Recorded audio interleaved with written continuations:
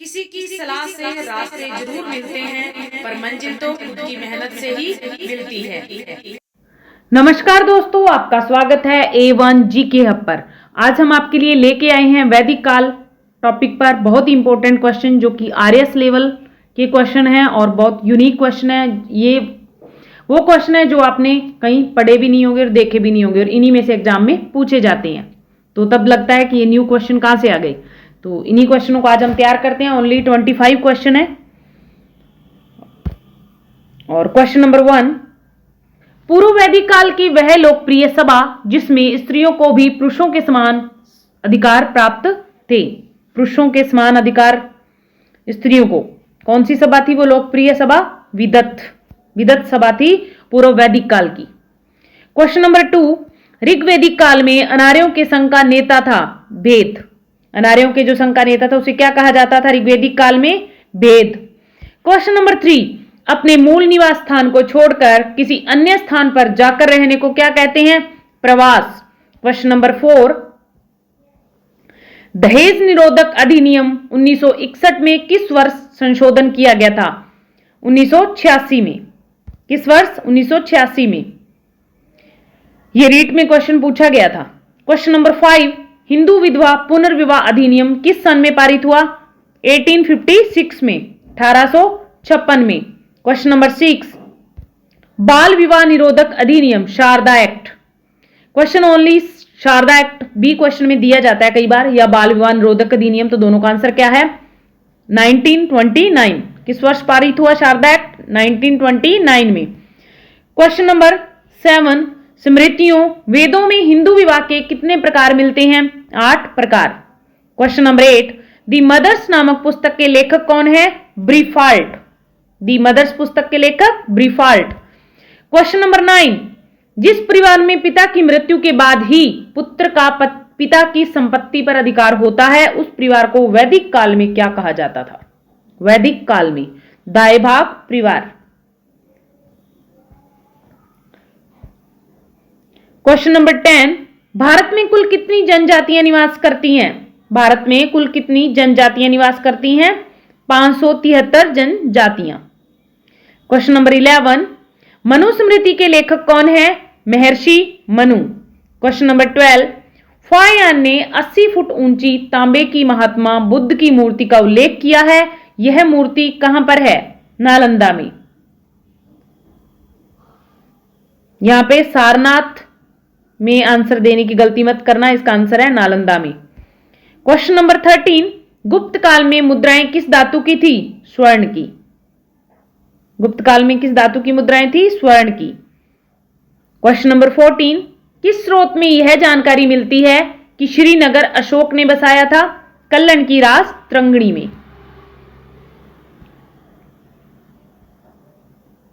Question number 15, किस श्रीलंकाई शासक के बारे में यह कहा जाता है कि उसने अशोक को अपना आदर्श माना? आदर्श बनाया था श्रीलंकाई शासक कौन था? वो तिस्सा।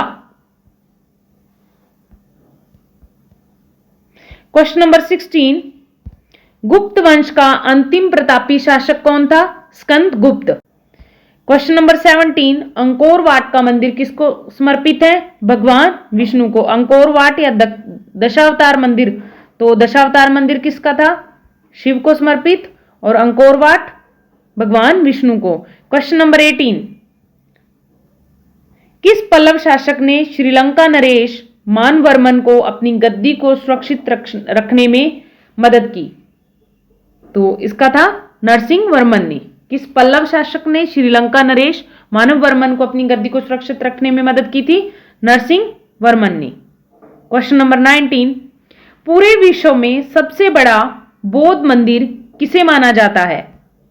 इंडोनेशिया का बोरोबुदुर मंदिर। कौन सा मंदिर? इंडोनेशिया का बोरोबुदुर मंदिर। दुनिया में सबसे बड़ी बुद्ध की मूर्ति बामियान में बनाएगी।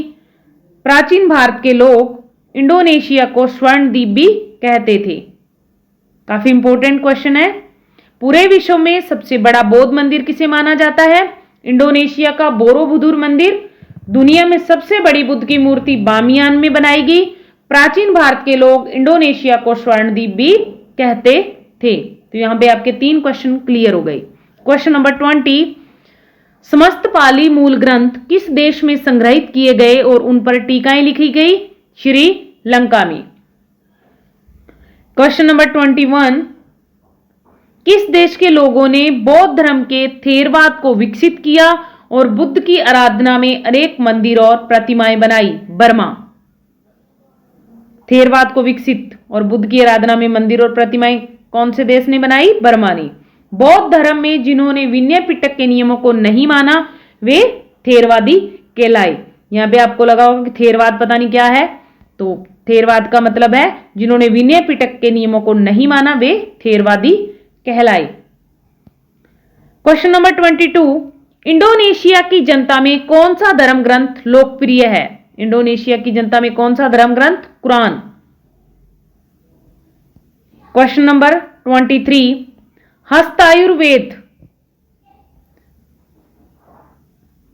हस्तायुर्वेद नामक ग्रंथ की रचना किसने की तथा यह ग्रंथ किससे संबंधित था? हस्तायुर्वेद नाम से ही पता चलता है हाथियों के रोगों से संबंधित ग्रंथ था ये। और इसकी रचना किसने की? पालकाप्य नामक पशु चिकित्सक ने। पालकाप्य नामक पशु चिकित्सक ने किसकी? हस्तायुर्वेद नामक ग्रंथ की रचना की। और यह ग्रंथ हाथियों के रोगों से संबंधित था। क्वेश्चन नंबर 24, वृहत संहिता एवं पंच सिद्धांतिका की रचना किसने की? वृहत संहिता एवं पंच सिद्धांतिका की रचना किसने की? वराहमिहिर ने। ये गुप्त काल के प्रसिद्ध खगोल शास्त्री थे। सांस्कृतिक श्रेष्ठता के कारण गुप्त युग को प्राचीन भारतीय इतिहास का स्वर्ण युग भी कहा जाता है। और मुद्रा कौन सी थी गुप्त काल में? स्वर्ण की मुद्राएं। और गुप्त काल सांस्कृतिक श्रेष्ठता के कारण गुप्त युग को प्राचीन भारतीय इतिहास का स्वर्ण युग कहा जाता है। और इसकी सांस्कृतिक श्रेष्ठता के कुछ मंदिर दे रखे हैं यहां पे, गुप्तकालीन प्रसिद्ध मंदिर। दशावतार मंदिर कहां पे था? देवगढ़ झांसी। दशावतार मंदिर देवगढ़ झांसी। विष्णु मंदिर तिगवा जबलपुर मध्य प्रदेश में। शिव मंदिर भूमरा खो नागौद मध्य प्रदेश में। बीतरगांव मंदिर बीतरगांव कानपुर में। और पार्वती मंदिर नैना कुठार मध्य प्रदेश। ये मिलान के क्वेश्चन है अगर आ जाए एग्जाम में कि कौन सा मंदिर कहां पे है। और ये किसकी देन है? गुप्त काल की। इसे सांस्कृतिक श्रेष्ठता कारण गुप्त युग को प्राचीन भारतीय इतिहास का स्वर्ण युग कहा जाता है।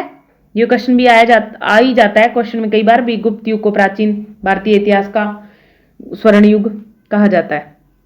और इसके जो सांस्कृतिक कला के जो मंदिर वगैरह दे रखे हैं तो इनके नाम हैं। और इनमें आप उसमें क्वेश्चन में पूछा जाता है कि इनको जगह के नाम से मिलान कीजिए। तो दशावतार का मंदिर कहाँ पे है? देवगढ़ झांसी में। विष्णु मंदिर तिगवा जबलपुर मध्य प्रदेश में। शिव मंदिर भूमराखो नागौद मध्य प्रदेश में। बीतरगांव मंदिर बीतरगांव कानपुर में। पार्वती मंदिर नैना कुठार मध्य प्रदेश में। तो ये थे गुप्त काल के प्रसिद्ध मंदिर। क्वेश्चन नंबर 25, शून्यवाद के प्रवर्तक कौन थे? नागार्जुन। शून्यवाद के प्रवर्तक नागार्जुन थे। ये थे वैदिक काल से बहुत इंपॉर्टेंट और न्यू क्वेश्चन जो हम आपके लिए लेके आए। अगर आपको हमारा वीडियो अच्छा लगा हो तो लाइक और शेयर जरूर करें। धन्यवाद। Best of luck for your exam. मिलते हैं नेक्स्ट वीडियो में।